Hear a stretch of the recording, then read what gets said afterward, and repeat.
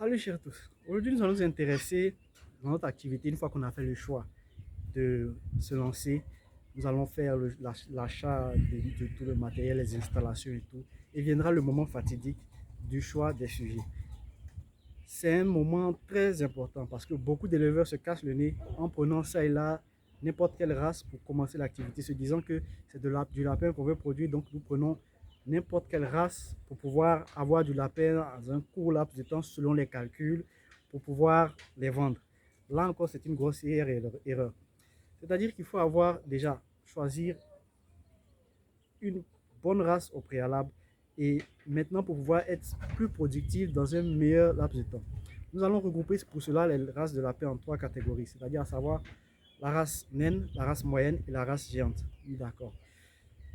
Les particularités de chaque race, c'est-à-dire que la race naine est très rustique, généralement très solide et, comment dire ça, facile à loger, plus facile que les deux autres races.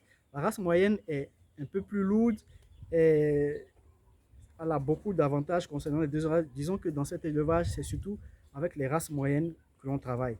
Pourquoi? Parce que c'est la race la plus productive, c'est la race qui, comment dire ça, qui atteint rapidement son poids d'abattage.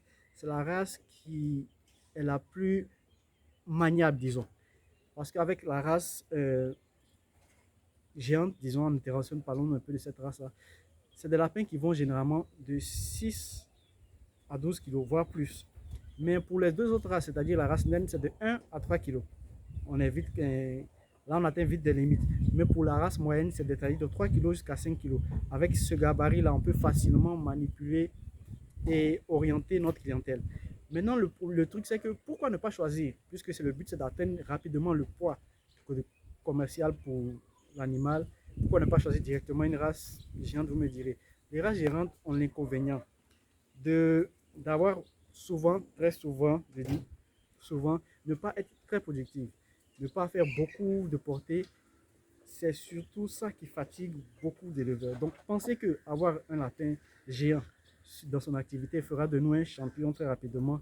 C'est là encore une grande erreur. Je vais essayer là déjà de vous présenter deux races, c'est-à-dire la race moyenne, ici qu'on appelle la race locale, et la race, non, la race naine, qu'on appelle ici la race locale, et la race moyenne, généralement qui sont issus de plusieurs croisements qui nous permettent de pouvoir répondre aux besoins de nos consommateurs, de nos clients.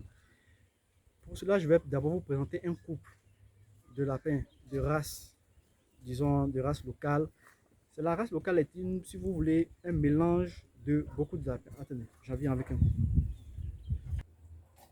Ok, disons que là, nous sommes en présence d'un couple. Là, nous avons un mâle, lapin de race moyenne, disons. Et une femelle aussi à côté. Vous voyez le gabarit de ces lapins comparé, si vous voulez, à cette caisse. Avec eux, l'avantage c'est qu'ils sont très résistants et très adaptés à ce que nous avons comme environnement ici. Mais l'inconvénient c'est que pour atteindre le poids de consommation, vous pouvez passer facilement 4 à 5 mois parfois avant d'avoir un lapin à vendre. Et ce qui n'est pas intéressant, vu que les clients vous demandent de la viande chaque mois, vous devez être rapidement en mesure de pouvoir en produire. Je vais passer maintenant à la race moyenne. Vous allez avoir un autre aperçu. Bien, ici nous sommes en présence de deux spécimens de la race moyenne. Vous voyez, ils atteignent facilement dans leur poids, la capacité est vraiment poussée. Ils atteignent facilement les, comment on peut dire ça, les 4 kg, 5 kg. Ceux-là, ce sont des lapins de race, on appelle hybrides. En fait, ce sont des croisements. Des lapins hybrides destinés à la production de viande de consommation. Ils ont une bonne capacité de reproducteur de 1000 balles. La femelle peut aller jusqu'à 11-12 dans certains cas. Le mâle aussi est très réactif lorsqu'on le met en présence des femelles.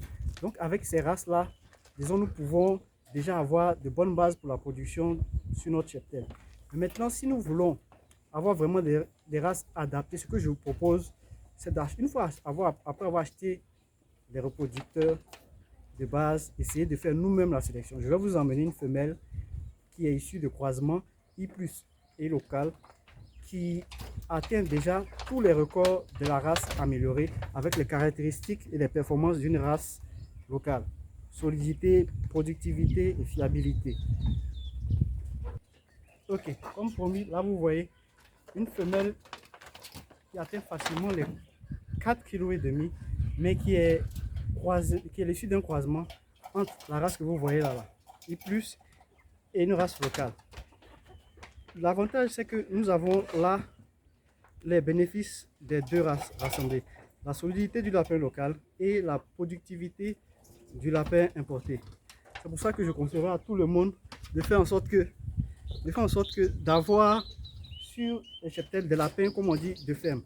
Produire des lapins adaptés spécialement aux réalités de notre terrain, issus de la sélection de l'achat des reproducteurs que nous avons eu à faire lorsque nous le lancions. Parce que là, nous maîtrisons déjà le pédigré de la mère, nous savons la mère répond comment face à telle situation, si c'est une bonne mère, elle a du bon lait et tout.